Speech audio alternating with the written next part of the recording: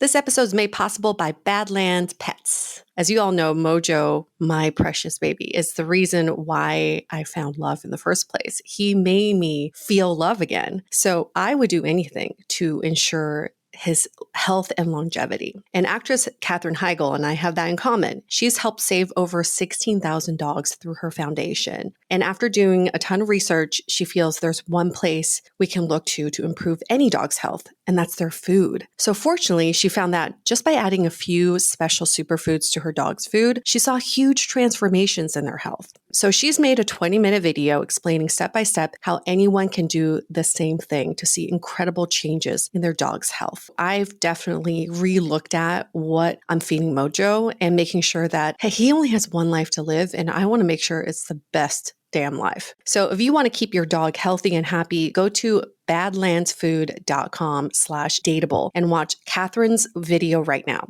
Again, that's badlandsfood.com/dateable. I was so excited to get my shipment from Last Bottle Wines in the mail the other day, full of incredible red wines, all from Napa Valley. I love wine tasting, so having this to my door couldn't be happier. Also, couldn't be more excited that today's episode is brought to you by Last Bottle Wines. If you don't know already, they're a Napa-based online wine shop with a twist. They offer just one handpicked wine per day until it sells out, and they're always at incredible prices. We're talking 30 to 70% off retail. And the best part is that there's no subscriptions, no fees, and no minimum purchase. And I could not be more excited to bring this offer right now because they're having a marathon sale, which is coming up March 28th and 29th. Even better, we're offering Dateable listeners 10% off your first order with code DATEABLE. So if you are a wine lover like me, this is a great time to join. And did I mention that shipping is 100% free? So what are you waiting for? Mark your calendar for March 28th and 29th, or get on it earlier if you want. You can sign up at lastbottlewines.com and use code DATEABLE and find out why Last Bottle is the most fun way to discover and buy amazing wine. The Dateable podcast is an insider's look into modern dating that the Huffington Post calls one of the top 10 podcasts about love and sex. On each episode, we'll talk to real daters about everything from sex parties to sex droughts, date fails to diaper fetishes, and first moves to first loves. I'm your host, Yue Xu, former dating coach turned dating sociologist. You'll also hear from my co-host and producer, Julie Krafchick, as we explore this crazy dateable world. Friends, welcome to another episode of Brunch Talk by the Dateable podcast. We're your hosts, Yue and Julie. And during the week, we have our main episode on the Dateable podcast where we feature a story or an expert or a topic. And then for Brunch Talk, if you're new to this, we answer a burning listener question. These are burning. They're burning so bad, herpes doesn't know what to do with them. That's just like what you want to talk about over brunch. But it's so nice to be back, and so nice that we keep these episodes going. We experimented with this in the beginning. This used to be part of our main episode in our intro. Mm-hmm. And then Julie had this brilliant idea of taking it out and making it its own. And I think it's working really well because then we can answer these questions in a more timely manner. Yeah, and we go deeper. I think when they were in the main episode, it was definitely not 20 minutes that we talked about this. It was probably like 5. Yeah. So sometimes it just didn't do it justice and it got lost in the shuffle. So calling it out has been a good thing. And what we've heard from you all, and, keep the feedback coming with this, is that it's a nice little, it's like an appetizer. You get the appetizer, the small episode on Sunday. The full entree comes on Tuesday night, Wednesday, depending on your time zone. There you go. Then what do we finish with dessert? Should we have a third show? Maybe. After dark? We'll see what happens. Sounding board after dark. That's where it happens. That could be an interesting spin-off show where we just talk about the most sexy and non-traditional topics or taboo topics. It's an idea. I like this live brainstorming that's happening right now. And then we air it like after midnight. on a Friday. This is great. This is a peek for all of our listeners into you and I's daily conversations.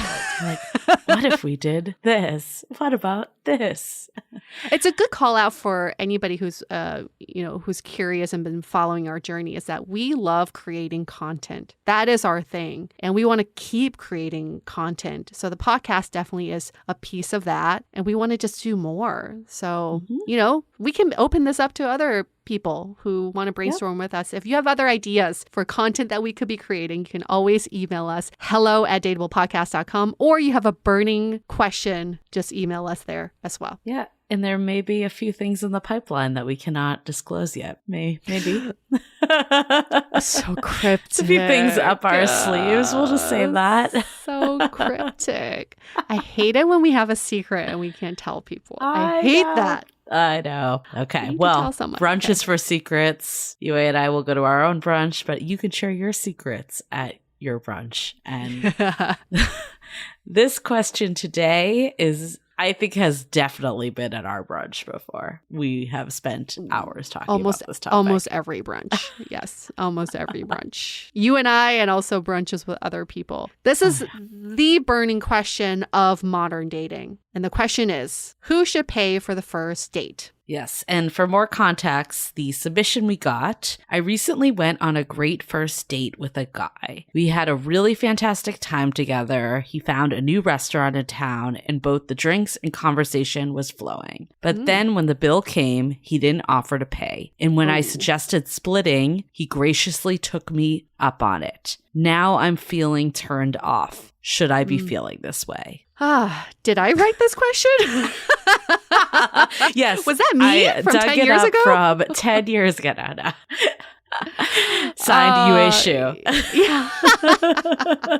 Because that sounds exactly like me 10 years ago. And Julie knows this so well. I used to have very strict ideas on who should pay for dates, these gender roles that have been ingrained into my head for decades. I wanted to act out these, societal norms in my head. So I always felt like the man should pay for the first date and subsequent dates. I've since changed my tune, thank goodness. But ultimately, this question is about intentions behind dates. So I truly believe that both people going into a date, both people should have the willingness to pay for the date because they are so excited to spend time with this person. But if we're falling back on a general rule, the one that I've found to work out pretty well is whoever asks out the person, whoever's doing the asking out, will ultimately pay for the first date. I am so mixed on this one. I feel like this one tears at me all the time. So hard. Because for multiple reasons. In theory, it doesn't make sense that you wouldn't split it. And even I was thinking for this example, okay, this person, the man in this is a hetero situation, suggested this restaurant, so he should pay because he doesn't know her financial situation. He picked it. And there is a side of me that doesn't believe that because at the beginning of a relationship, you don't really know where someone is. But then, so that would follow the logic that you just said, whoever plans it should pay for it. But then on the other side is a lot of times it's collaborative. Sometimes it's one person throwing it out that we should meet up, the other person kind of riffing off that, and then you find a plan. Like who in that case would pay? It just gets a little hairy, right? The other side of it is, if you really want an equal partnership, why are we holding dating to different standards? Why do we feel like one person should own the finances if that's really what a modern relationship is that we want? Of course, if that isn't what you want, then maybe you have different views on this. But we hear all the time people that say the number one thing to me is an equal partnership, yet like this submission, get upset when the person does not pay, the man does not pay. And it's such a double standard. And I'm not saying it talking down because I've been here myself. And there is this feeling of ick in a way. But where is that coming from? It's coming from society. It's coming from the fact that we were told that this isn't how it is, that men pursue women. But all this stuff is so outdated, yet we hang on to it. And I think especially our generation that's kind of at the cusp of more modern and traditional really struggles here. here because you kind of have these counter thoughts going at all times. So I think it's how do we, break away from what we think we want or what we think should happen to getting to the root of why is this happening and like, what does this actually mean? Because sometimes it's not always what we think should happen is what's actually best for ourselves, finding a partner and a budding relationship. And that's the most dangerous part is when you set up yourself for disappointment. You expect one thing and the person who is expected to read your mind does not do the thing that you want them to do. And then all of a sudden you're no longer attracted to them. I've been there so many times where I expect someone to do something and they don't do it. And then my vagina's dry because I'm like, ugh, no longer interested.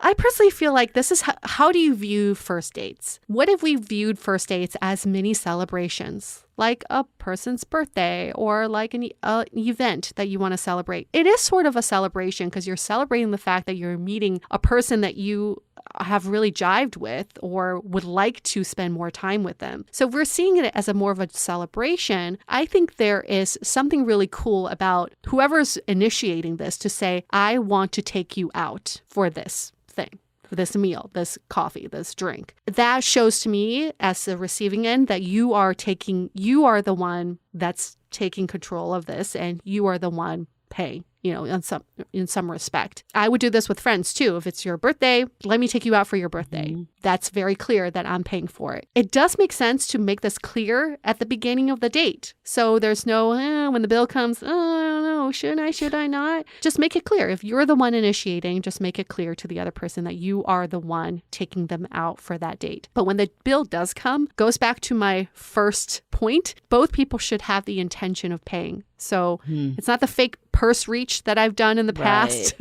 And then you go, oh, you actually do want my credit card? It's a very authentic willingness to pay for that meal or whatever, that check. And when the other person does pick it up, to show that appreciation. Also a mistake I made in the past that I was just an entitled little bitch, just like, yes, you should pay without saying thank you. Just really show that appreciation. So here's the problem though. I agree with everything you said foundationally, but everyone views dates so differently, right? So differently, yeah. I could see people saying, well, if I just met up with a friend, we would split it. I wouldn't, pay for all their coffee or I wouldn't pay for their drinks. And I think what you're saying is it's more of a celebratory event, but other people could say, a first date isn't even a date. It's a meet and it's super casual. And, in today's world, I think the world when men always paid, they were probably going on a lot less dates. Let's be honest. And women did not have the same financial means. So there's so much different. The fact that we're actually still hanging on to this archetype is actually really fucked when you think about it, because we're in a totally different world. And like, why is it fair that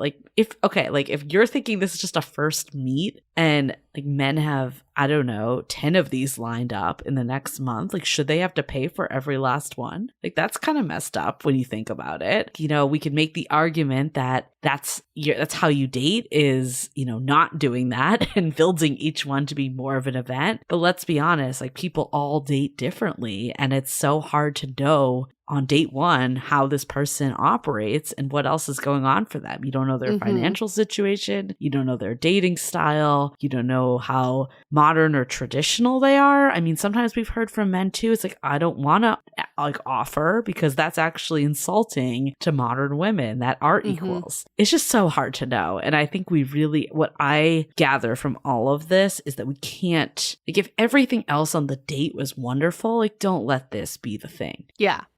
Don't let this be the thing, but I would also say it does make you more discerning in dating. Maybe you don't have 10 dates lined up because you are the one doing the asking out. Maybe you don't want to pay for all those dates. It does make you a little bit more careful about who you pick to go on dates with. For me, this is just personal opinion. I don't like splitting the bill with my partner. It does, to me, splitting the bill is personally, it's when you don't split the bill is one step away from being platonic. So my partner and I do not split the bill. We just take turns picking up the check or take turns, getting things for each other, because it's that 80-80 rule. It's like you keep wanting to do these things for your partner. So maybe in dating, if we can see it more as not so much tit for tat, but more like I'm more than willing to do this and more than willing to pay for this. Maybe that's just a better way of looking at it, so that you're not like keeping tabs on people. I've told you this story, Julie. I've had friends who've been on dates where afterwards she didn't want to go on a second date with him, and he Venmo requested her for half of her wine during happy hour. Gosh, I've also had friends who went out to dinner with someone and he picked up the check, and afterwards when they went out for tea, he got the tea and he made her pay for it because he's like, I got dinner, so you're going to get my tea, which is kind of weird because she didn't get any tea at all. Just stuff like that. I'm like, it's because we're so petty with this stuff that it becomes that tit for tat. What if we're just more than willing to financially invest in the other person? Maybe we don't get into this weird funk that we're in. It's just everyone is so different with money Everyone's so too. different. Because then you could get resentful too if you're always the one doing it. And, you know, I've definitely had my share of situations where the check got really awkward. I remember, you know, getting in line I had a date like at a coffee place, and him basically being like, you go first, order yours, and then I'll order mine. I'm like, it's like a $2 coffee we're talking about, you know? And I think there are situations like that. You're just like, wait, like, why is this so tit for tat? But then, you know, on the other side, I also had this situation once that similar to the person that wrote in, of like being invited to this restaurant. I had a startup at the time, so I was not like had the income I normally did. Like 500 brunches. Speaking of brunches. For like me going out for a $60 dinner, that's like what it was, maybe even a little more with tip and stuff. Like that was not an everyday thing at that stage of my life. And I wanted to reserve that for like friends and stuff like that. And when this person invited me to this restaurant, it didn't actually even cross my mind that I'd be on the hook for half of it. So there was that. And then I remember also in this period, there was another time that I went to this wine bar and it ended up being super expensive. And we did like that, you know, like he offered first. And I was like, no, like I'll go half, you know, hoping that he'd be like, no, it's okay. And then he's like, okay, but only because like you're bootlegging your startup right now, basically implying I had no money. Ew. And I was so turned off by that. Like, ew. He basically was like, I'm not gonna like let you share it. And then I got so turned off that I like insisted on doing it. And then I was like, fuck, this isn't really what I wanted to spend. And then I never wanted to see this person again. So it just was such a lose-lose. Like the entire thing ended up being a lose-lose mentality. Ew. That's the other thing, is when money gets brought up, such a sensitive issue for some people too. I mean, I get very sensitive about it because it is like, are you implying that I can't afford this? Or are you implying that you're better than me because you make more, or you can't afford this? So ultimately, this is such a tricky position we're in, but all you can do is control yourself. So if you find yourself in that position that Julie just described, you get invited to this restaurant that's really nice and maybe you don't want to spend the money going to that restaurant, always have the intention that you're going to pay for at least your meal. And if that is the case, you just suggest another restaurant that is more affordable, or suggest something less than a dinner. At least you can control that aspect of yourself, right? I mean, I think that should be a given personally for many reasons. I'd say even this dinner, I remember just being like, oh my God, this is so long and painful. So like even aside from the money, I would say any first date, like keep it to something that's generally affordable for both parties, right? Coffee and tea, that's generally, you know, gonna be $5 and under, like, or something free. Like there's so many options, but also even drinks, you can at least control how much you have. You know, like someone that is more conscious can just have one versus, you know, having tons and tons and having the check add up. But when you're at dinner, you know it's going to be a certain amount of money, no matter what. Yeah. Well, there's something really freeing as a woman, I got to say, about wanting to pay for the date. And you know, since I've changed my tune in the last couple of years, the last few dates that I went on, I would go to the bar first and just put on my credit card and tell the guy just put it on my tab. It just felt so empowering to do that. And all of the men that I went on dates with during this kind of scenario would always say, let me take you out to dinner next time, or let me do this next time. It just felt like a more giving attitude versus like, ooh, what are you taking away from me? It totally is. But as you're saying it, I'm like, I would never do that ever. And I think it's And I think it's because of gender roles, It's like I feel like I wouldn't want to like put it in this fat that I'm now the provider and taker. Like I think for me, I view it differently. And this is again why this is such a challenging topic. And people are probably like open this episode or started listening to this episode for a clear-cut answer. And we're sorry we're not really giving you that because there are so many layers to it. But I personally, I feel like, yes, I like it like when there's times I treat and then they treat. And especially as you're in a more established relationship, there's going to be another time where it will even out. Oh, it always evens out. Totally. But I think for me too, like I do like, just splitting it down the middle because then I don't have to worry about it evening out because it's not that, I don't want to feel resentment that they're not paying enough, or I don't want to feel like I'm overpaying because of gender roles. But then, like I also don't want to take advantage of them. Like I just feel like there's so many complexities. So I think sometimes splitting it down the middle is just easier. And that's just my point of view with it. Yeah. Maybe that is the answer that you all are looking for. So here's the answer. Let me see if I can synthesize this. It's going on the date expecting to pay for half. Always have that expectation. There are no shoulds, but you can only control what you do. So expect to pay half. And if the other person offers to pay for the whole thing, just be grateful and thank them. Right? Yep. And then go on dates that you're okay paying half on. Yes.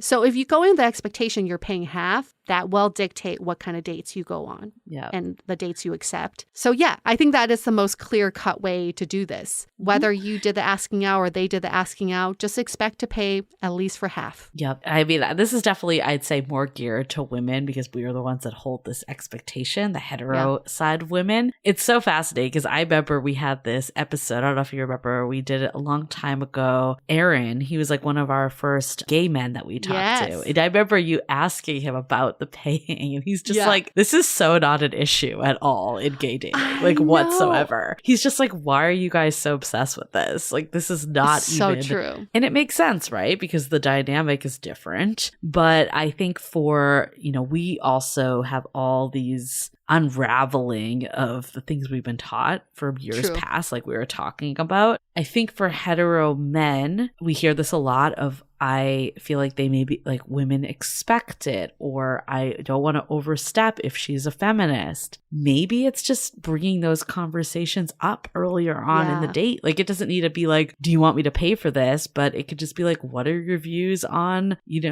courting or traditions versus modernness? I don't know. It's hard because like I would be, as I'm saying this, I'm like, I'd probably be like, yes, all for equality, but then still be like, I wish they paid. I mean, the same. It's hard for us to unlearn the things that we've been hearing all of our lives. So yes, there's still that gut feeling of like, ooh, I don't feel good about that. But at the same time, it all goes back to the intention.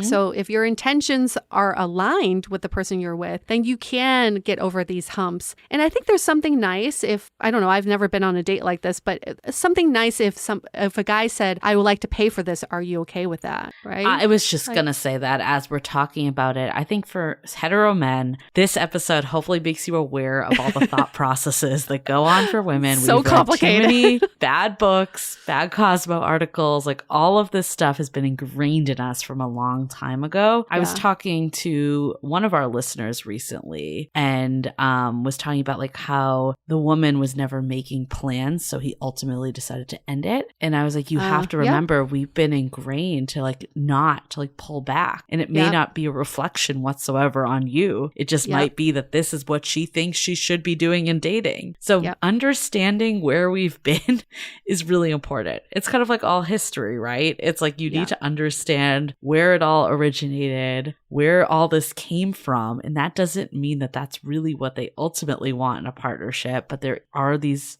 expectations, we'll keep using that word, that exist. And I think what you were just saying, Yue, like saying like, I think it goes a long way, despite how modern women are, to pay for the most part. But then having that openness at the end allows you, have that person say to you, actually, I do prefer to pay. Yes. Yeah.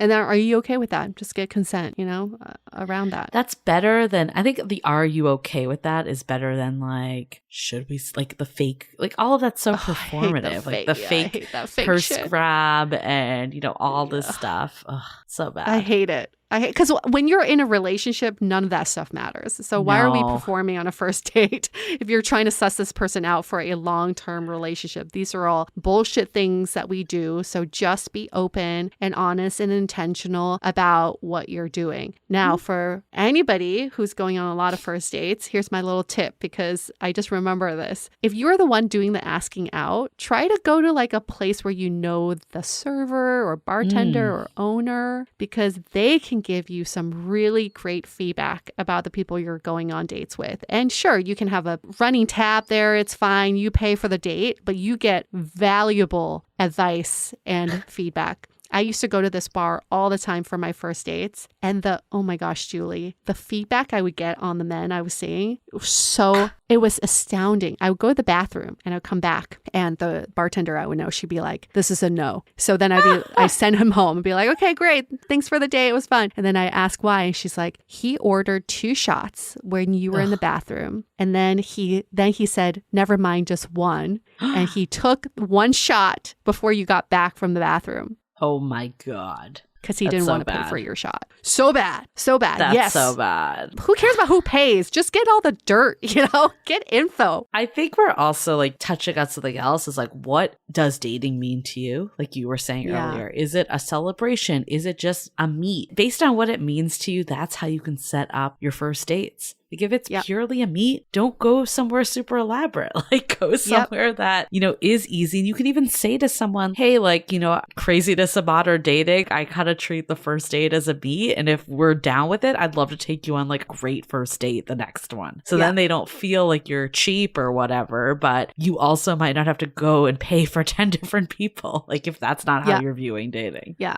love it. Communication. We're afraid to talk about it. We're doing all these like fake reaches and trying to like have someone read our minds and connect the dots, and let's just be open with it. Like we don't need to try to play Nancy Drew and figure out if they're a feminist and want us to pay. Just ask. Yeah, none of that shit matters when you're in a relationship. Just remember that. Yeah, and I think that's the other thing is like we need to remember a lot of this is ingrained in us, and taking that, next step of being like, is this something I truly believe and is a core value to me versus something that's just been said that I think. Like I think a lot of us too, we got this message as young women of if they like you, they'll pay. But I don't know if that really is true anymore at all. So it's not. It's not. There's so many factors as we've been discussing. It's not just that one thing. So we need to really, take all this stuff and really break it down of where it's coming from. Okay. Well, that was a very beefy brunch talk that we just did. So I can't wait till this goes up in the Facebook group and Love at the Time of Corona, and there is some feedback and comments, because like we're just 2 people and we had a lot of differences and we've played out all different scenarios. It runs the gamut.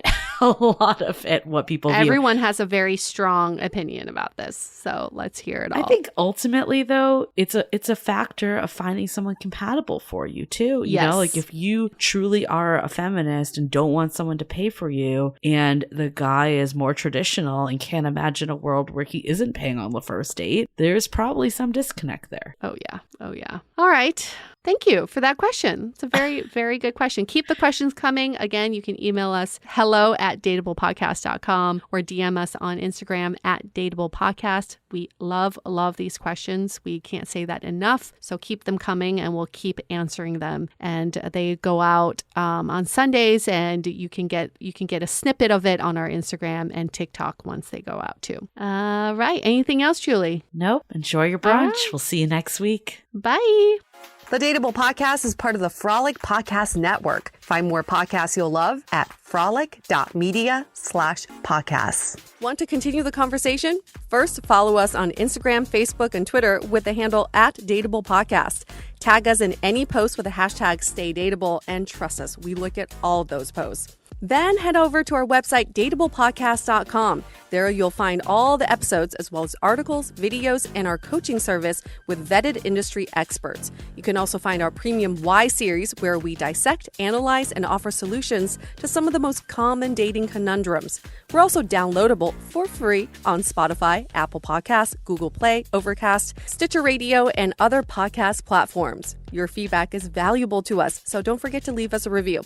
And most importantly, remember to stay dateable.